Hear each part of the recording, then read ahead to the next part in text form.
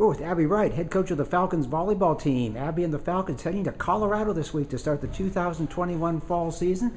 And Abbie, for the first time in 2 years, it's September or almost, and you're getting ready for volleyball season. What's that been like after all the craziness we went through the past year or so? Yeah, really exciting to be able to finally move into the fall with somewhat of a normal kind of feel, doing normal double days, longer training, things like that. So yeah, it's been refreshing to be able to have last year as a training year and get some good games in, and then kind of take it and build from there. So I feel like we're really entering this year in a good spot. Okay. You've been practicing for a couple of weeks now. What have you seen so far, both in terms of skill level and then the mental approach that everyone's brought to the gym? Yeah, just a real athletic group where we have 18 people on our team, and so we're really deep in a lot of spots, and so it brings for some really good competition in the gym. I think we're looking each and every day for people to outcompete each other, and I think everybody can stay fresh a little bit longer and compete a little bit harder with a deep roster. So excited to see some of those things kind of flourish and come through. So. Okay.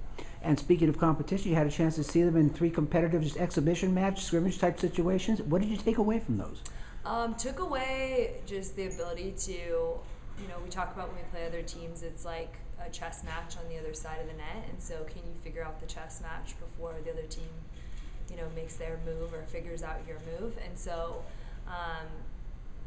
in practice sometimes it's easier to predict sort of the patterns or things that people on your team are going to do, but a little bit harder when you're playing someone that you don't know. So getting our brains to kind of fire in a different way is good, because we're going to have that 4 times this weekend, and then we have 3 matches the next weekend against some really good teams. So kind of getting our brains stimulated early in kind of the adversity they're going to face here coming up. So it's good. Okay. Last spring, in spite of everything being out of kilter a little bit, you still got to play 18 matches and try some different things. What did you take away from that situation? I think those matches were really good because last year we had 7 new girls coming into the system, and so getting them able to train and learn new things, and then as well as give them a competitive environment. I think the two went hand in hand really nicely. So it's nice this year they kind of have a little bit more experience under their belt, and we're able to get some of that learning. Not that you're never not learning, but get some of that initial learning out of the way, and get a baseline for what the program does. It was nice to couple that with competition. I think now we're kind of starting from a great starting spot, which is a little bit more advanced than we would be. Maybe a square or 2 ahead of where you might have been otherwise, basically, right? Okay. Talk about some of your veterans and what you're expecting from them this year. Yeah, they,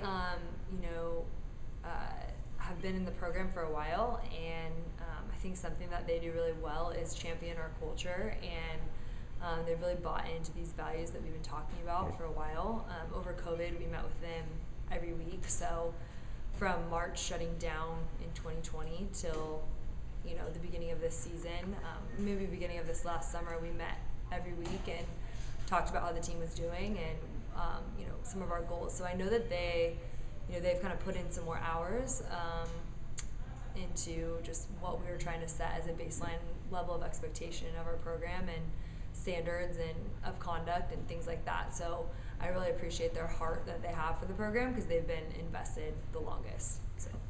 And how about some of your newcomers? Some of them aren't really true newcomers. They got that spring season under their belt. Talk about some of them and what your expectations are. Yeah, again, really athletic group. I think the class of 2020 that came in just made our level better in the gym.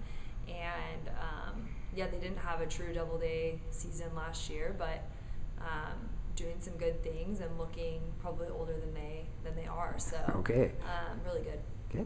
And given all that, what are some things that are within reach for this group this year heading into the season? Yeah, time will tell. I think, we kind of always talk about attitude and effort every day in the gym, and we hope that translates to hard work, which translates into some W's in the win column. And I think, if you can play within your system and stay consistent, I think we have a shot, athlete for athlete, versus other teams. But, time will tell. We're playing a lot of really good teams, and so it's going to be a good challenge. So I never really have a good prediction. I think my hopes are always high, and but we have to work to get there. So. Okay. and talk about playing really good teams. Obviously, a lot of those are going to come into GNAC. It's one of the Yeah. toughest D2 conferences in the country. Just talk about looking ahead to the season. I know you've been picked fifth, and but again, this is a very tough conference, and there's no such thing as a gimme match out there on any given night. I think every night you have to come out with your best, because we have teams that are always upsetting teams at the end of the year. There's really no safe match in our conference. So yeah, looking ahead to that, it's hard not to get ahead of yourself. You know, when you have two really good weekends coming up, and then you go right into conference play. I think we have NNU and Central first, so it's a challenge every night, but it's good. It keeps you on your toes. Yeah. And a weekend coming up, going to Colorado for 4 tough matches, a couple of real good quality teams. What are you looking for this weekend, Abbie, out there? I'm looking for just seeing how we battle against some teams that are pretty veteran, playing a lot of teams that are a lot more experienced than us and have been far into the playoffs, are picked to win their conference or in the top 25 regularly. So I think we're playing a lot of teams who have that knowledge of how to win and how to get to kind of that last day of competition, something we've been striving to do. So it'll be a good look at what the rest of the country's like, what our neighboring regions like, and get kind of our girls exposed to something other than they know, for sure. You're entering your 5th year here. What's this been like coming through the last year for you in terms of your growth and developing your program and everything? There have been a lot of hurdles out there the past many months. Yeah, I think, you know, every year brings a new challenge, and this last year and a half certainly brought different ones than I had ever expected, but I think every coach is kind of feeling that. It's not unique to us. But I think as a coach, you know, I'm learning to like enjoy the ride more, and just enjoy these specific people I have on our team each day. And I think you can have a list of things that in your head that you want to get done, and I think ultimately, like, if you can get your team confident and you can get them enjoying what they do, I think sometimes the agenda has to go out the window, because that's what's going to get them playing well, and that's what's going to get them achieving things that they didn't think they could. So I think that's something that I've been really realizing, is how do we instill 1 through 18 confidence on our team and get them enjoying and seeing the bigger picture in life, for sure. All right. All right, Coach, thank you very much, and good luck this season. Thank you. All right.